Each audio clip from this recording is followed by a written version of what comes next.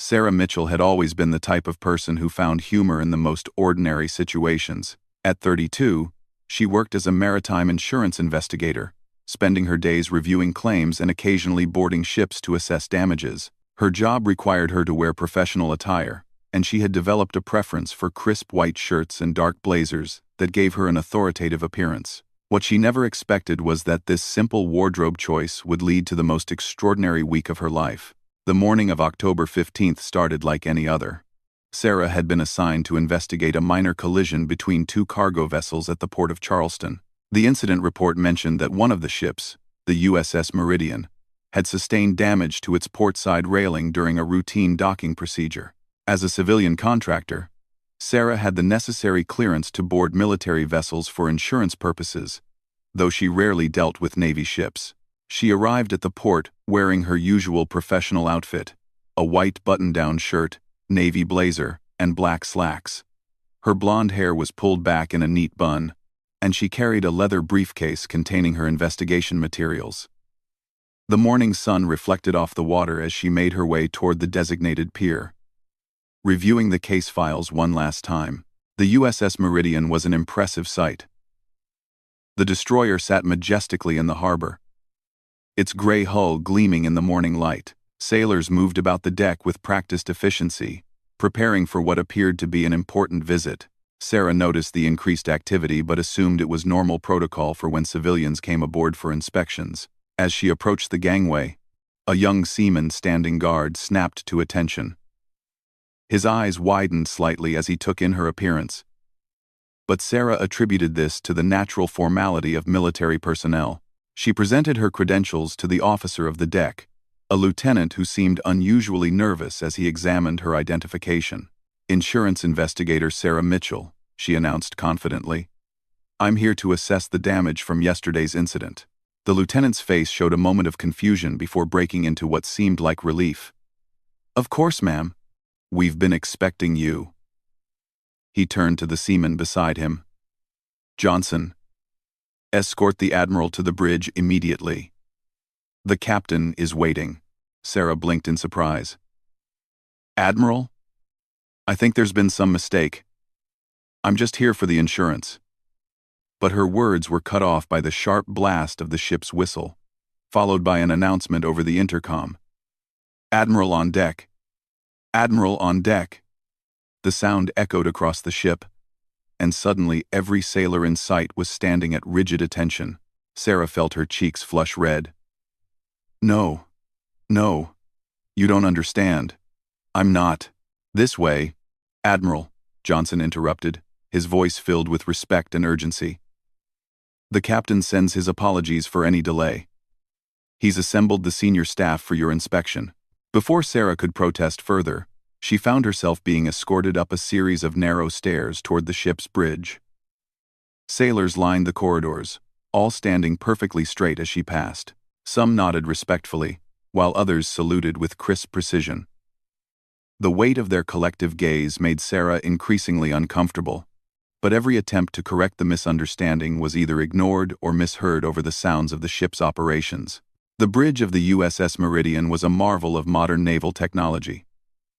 Screens displayed radar information, communication equipment hummed with activity, and charts covered nearly every available surface. Standing in the center of it all was Captain Robert Hayes, a distinguished man in his 50s with graying hair and kind eyes that crinkled at the corners. When he saw Sarah enter, his face lit up with what appeared to be genuine pleasure.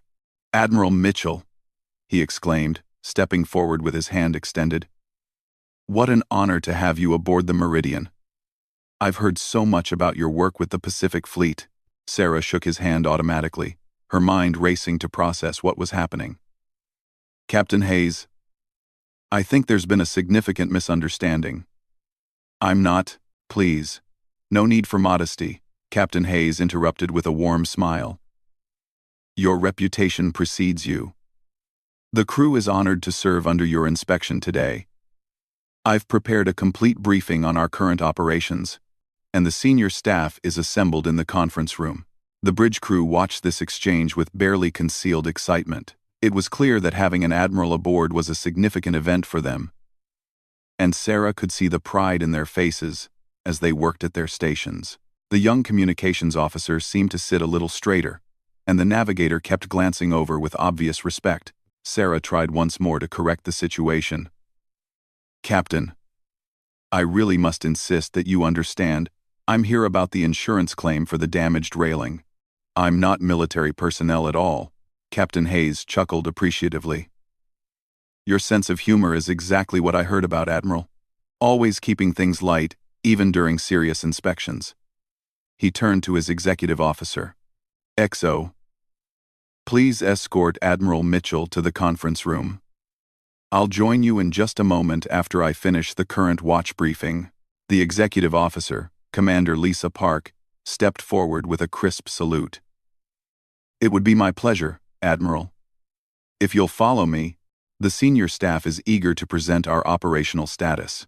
As Sarah was led away from the bridge, she caught Captain Hayes saying to his navigator, "Make sure all department heads know we have Admiral Mitchell aboard.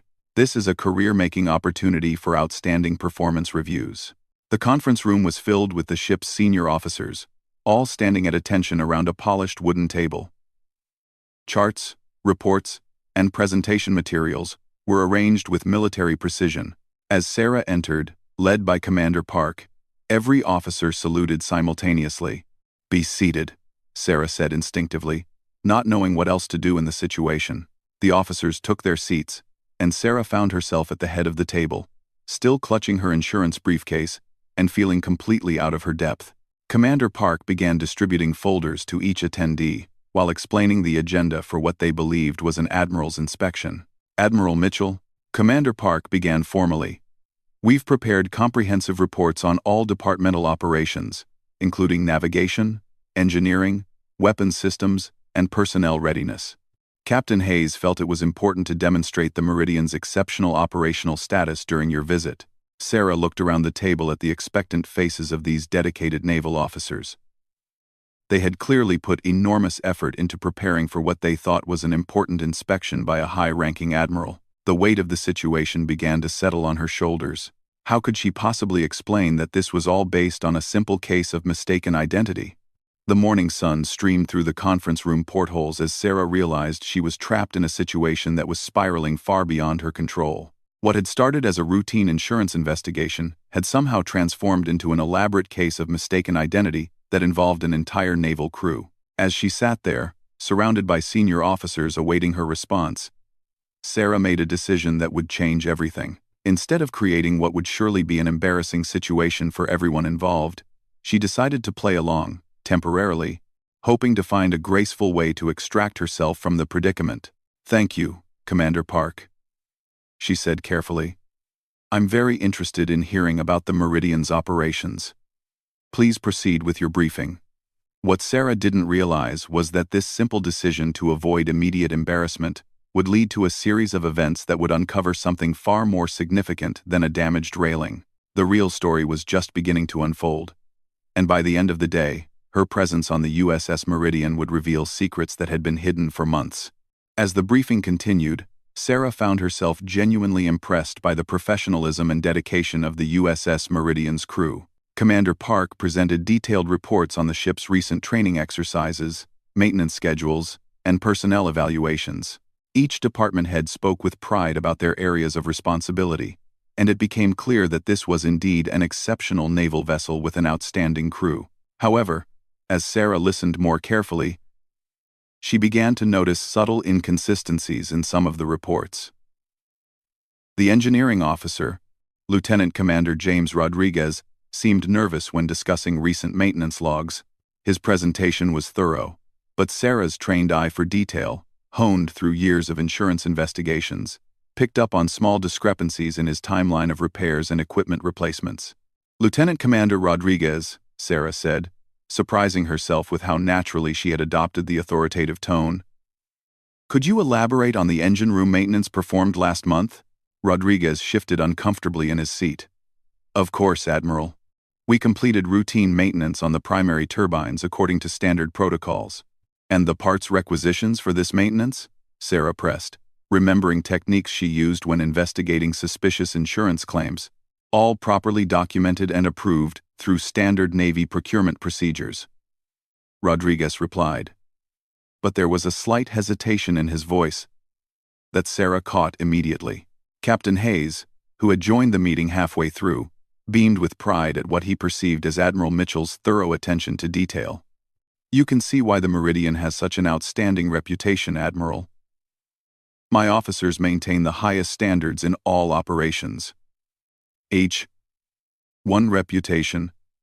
One sub of the processes of long sported. 2. IMAD on reputation," Sarah nodded thoughtfully.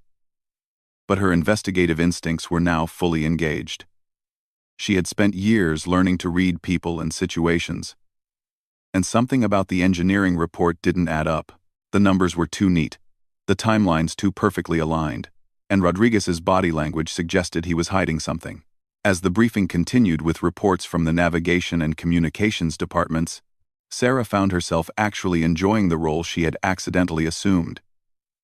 These officers were dedicated professionals, and their respect for what they believed was her rank was both touching and motivating. She realized that her years of investigating maritime incidents had given her genuine knowledge about naval operations that was serving her well in this unexpected situation. The weapons officer, Lieutenant Sarah Chen, presented her report with impressive confidence. The ship's defensive systems were all operational, training scores were excellent, and crew readiness was at peak levels. But again, Sarah noticed something that troubled her. When Chen mentioned recent ammunition inventories, there was a brief exchange of glances between her and Commander Park that seemed meaningful. "Lieutenant Chen," Sarah said, "I'd like to review the ammunition storage logs personally. It's been a particular area of interest in recent fleet-wide inspections." Chen's face remained professionally composed, but Sarah saw a flash of concern in her eyes. "Of course, Admiral. I can have those reports prepared for your review this afternoon. I'd prefer to see them now," Sarah said firmly, drawing on her experience of not giving suspects time to alter documents during insurance investigations. Captain Hayes looked slightly puzzled by this request, but maintained his supportive demeanor. "Certainly, Admiral. Chen, please retrieve those logs immediately." As Lieutenant Chen left to gather the requested documents, Sarah excused herself for a moment, claiming she needed to make an urgent phone call.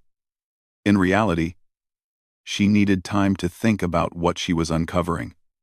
What had started as an innocent case of mistaken identity was revealing what appeared to be serious irregularities in the ship's operations. She stepped out onto the ship's deck, where the morning had given way to a bright afternoon. The harbor was busy with maritime traffic, and the sight of other naval vessels reminded her of the gravity of the situation she had stumbled into. Sarah pulled out her phone and considered calling her supervisor at the insurance company, but realized that explaining her current predicament would be nearly impossible. Instead, she decided to continue with the inspection, driven by a growing conviction that something significant was being hidden from the ship's command structure. Her years of investigating fraudulent insurance claims had taught her to recognize the patterns of deception, and several elements of today's briefings were raising red flags. When she returned to the conference room, Lieutenant Chen was waiting with a stack of inventory reports. Sarah reviewed them carefully, using the same systematic approach she employed when examining insurance documentation. Within minutes, she found what she was looking for: discrepancies in the ammunition counts that suggested either poor record-keeping or deliberate falsification. "These numbers don't match," Sarah said, pointing to specific entries in the logs. "According to this report, you received 500 rounds of 5-inch ammunition on September 15th, but your current inventory shows you have 600 rounds of the same ammunition." Lieutenant Chen's face went pale. "There must be a clerical error, Admiral. I'll have my staff review and correct the documentation immediately." But Sarah pressed further, her investigative instincts now fully engaged. "And this entry here shows ammunition being transferred to another vessel, but there's no corresponding paperwork for authorization of that transfer." Captain Hayes looked genuinely concerned for the first time since Sarah had arrived. "Admiral Mitchell, are you suggesting there are problems with our inventory controls?" Sarah realized she was at a critical moment.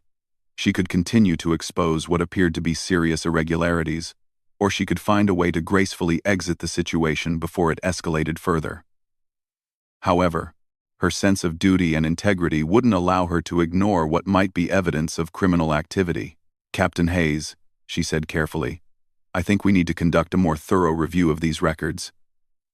There appear to be some discrepancies that require investigation." The atmosphere in the conference room had shifted dramatically.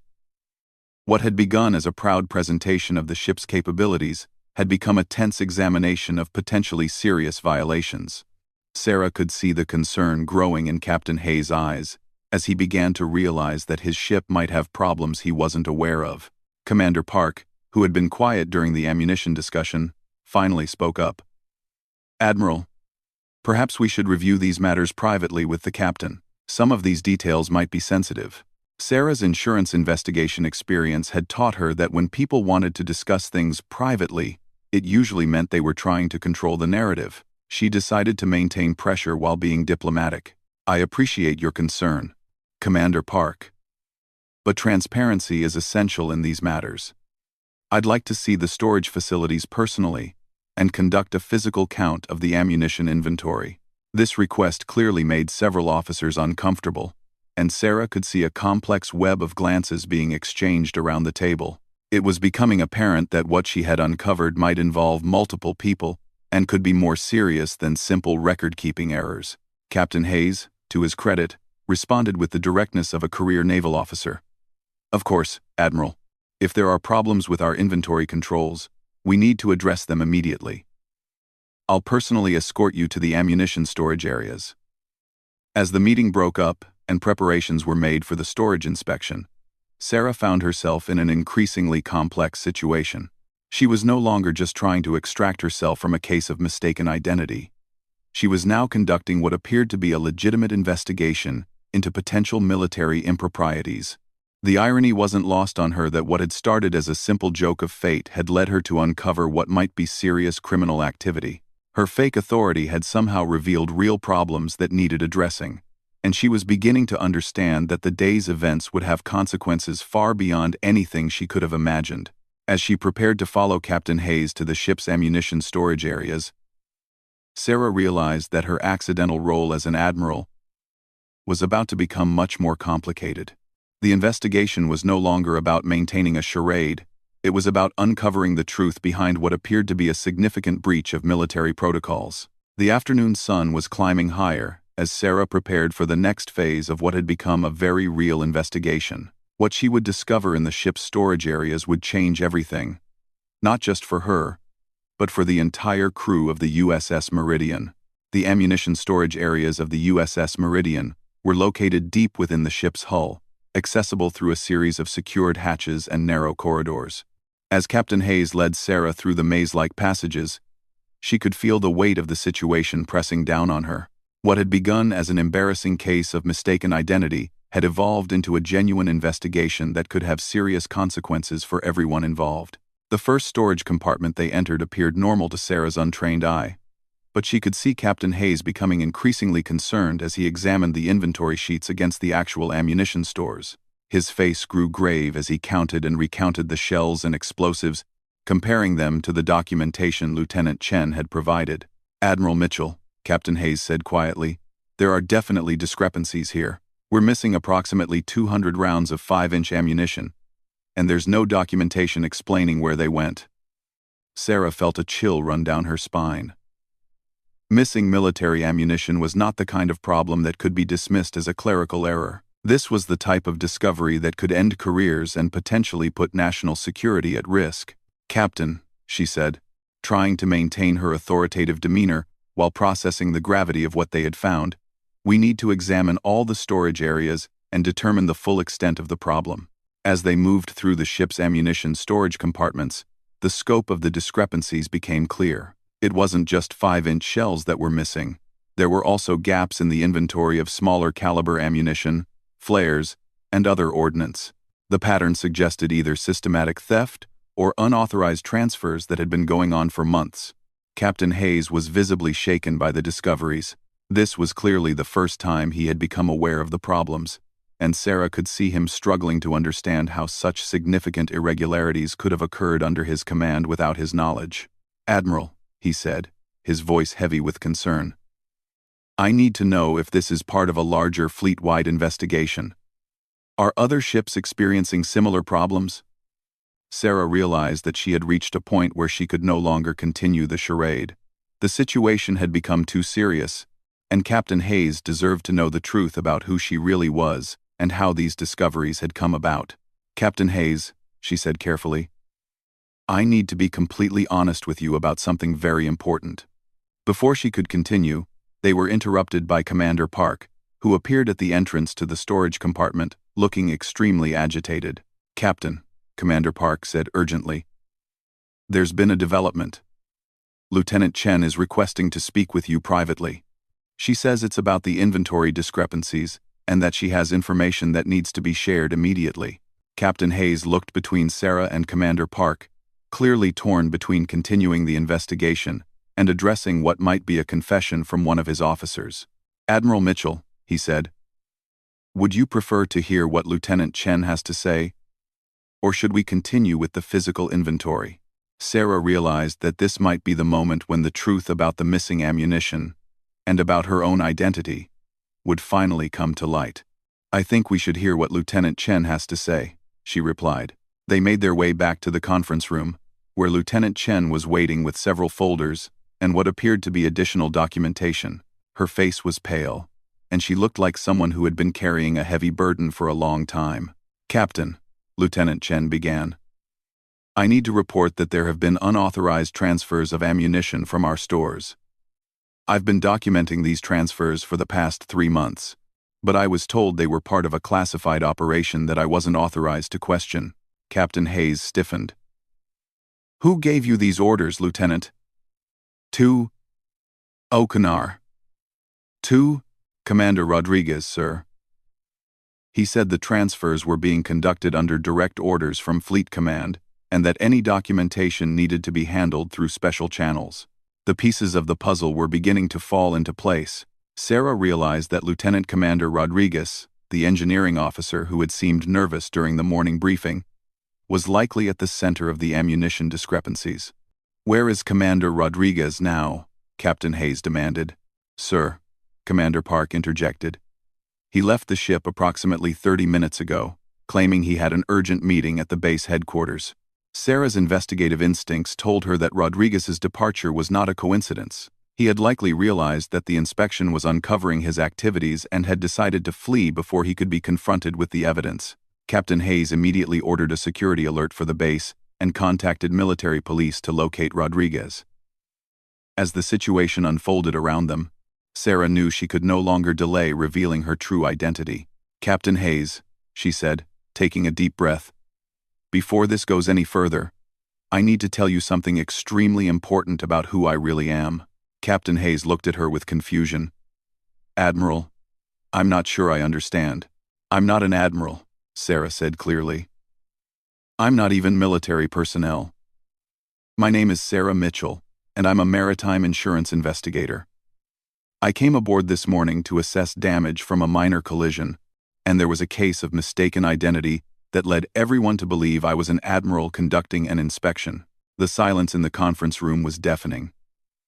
Captain Hayes stared at her for a long moment, processing what she had just revealed. Commander Park and Lieutenant Chen looked equally stunned. "You're telling me," Captain Hayes said slowly, "that you're a civilian insurance investigator who accidentally uncovered what appears to be theft of military ammunition?" "That's exactly what I'm telling you," Sarah replied. "I tried to correct the misunderstanding several times this morning, but the situation kept escalating. And then when I noticed the discrepancies in the reports, my investigative training took over." Captain Hayes sat down heavily in his chair. "This is unprecedented," he said. "A civilian conducting an accidental investigation that uncovered criminal activity we weren't even aware of." Sarah felt compelled to explain further. "Captain, I want you to know that your crew's professionalism and dedication impressed me tremendously. The problems we discovered appear to be the result of one individual's criminal activity, not any failure on your part or that of your officers. Over the next several hours, military investigators arrived to take over the case. Commander Rodriguez was located and arrested at a nearby marina, where he was apparently preparing to board a private boat with several cases of stolen ammunition that he intended to sell on the black market. The investigation revealed that Rodriguez had been systematically stealing small amounts of ammunition over several months, falsifying inventory records to cover his tracks. He had convinced Lieutenant Chen that the transfers were authorized, using his senior rank to intimidate her into compliance.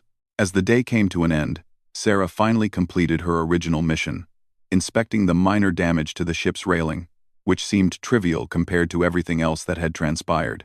Captain Hayes personally escorted her off the ship, expressing gratitude that her accidental investigation had prevented what could have become a much larger security breach.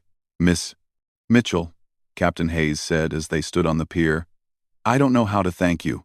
Your sharp eye and investigative skills uncovered a serious problem that could have had consequences far beyond just missing ammunition." Sarah smiled, still somewhat amazed by the day's events. "Captain Hayes, I have to say that despite the circumstances, I was honored to spend time with you and your crew. The professionalism and dedication I witnessed today restored my faith in our military." As Sarah drove away from the naval base that evening, she reflected on the extraordinary chain of events that had begun with a simple wardrobe choice and a case of mistaken identity. What started as an embarrassing mix-up had led to the discovery of criminal activity and the arrest of someone who was betraying his oath and his shipmates. The insurance report she eventually filed was the most unusual of her career, documenting not just minor collision damage, but also her role in uncovering a theft ring that had implications for naval security.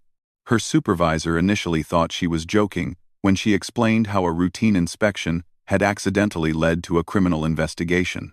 Captain Hayes later received a commendation for the way he handled the situation once the truth came to light, and his crew was recognized for their professionalism during what could have been an embarrassing incident. Lieutenant Chen was praised for her cooperation with the investigation and her courage in ultimately reporting what she believed to be unauthorized activities. The story of Sarah Mitchell, the insurance investigator who accidentally became an admiral for a day, became something of a legend within naval circles. It served as a reminder that sometimes the most unexpected circumstances can lead to the most important discoveries, and that integrity and attention to detail are valuable qualities regardless of one's official rank or position. For Sarah, the experience changed her perspective on her work and her life. She had always been good at noticing details and asking the right questions, but that day on the USS Meridian showed her that these skills could be used to make a real difference in situations she never could have imagined. The simple joke that started when she was mistaken for an admiral had ended with the revelation that she possessed qualities of leadership and investigation that were worthy of the respect the crew had shown her. In a strange way, she had earned the authority that was mistakenly attributed to her, proving that sometimes the best leaders are those who never expected to lead at all.